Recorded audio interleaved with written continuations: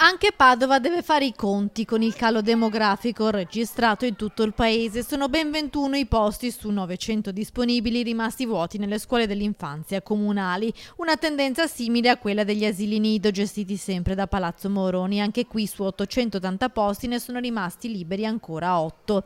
Per quanto riguarda i nidi, il comune ha monitorato la situazione delle vaccinazioni. Abbiamo inviato 11 lettere a famiglie dicendo che non verranno accolti i bambini perché non erano in regola al 10 di luglio, termine ultimo per mettersi in regola con le vaccinazioni. La novità per gli asili nido comunali riguarda inoltre gli orari. L'accesso dei bambini sarà più flessibile per venire incontro ai genitori che devono accompagnare a scuola anche i figli più grandi. L'orario di accoglienza infatti è stato anticipato alle 7:30. Non cambia invece la questione della sorveglianza. L'assessore Piva si è detta assolutamente contraria all'installazione delle telecamere all'interno delle scuole materne e degli asili nido. Assolutamente non aiuta il clima positivo mettere una sorveglianza di telecamere in questi posti.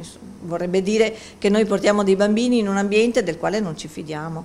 Io veramente lo trovo una cosa orrenda.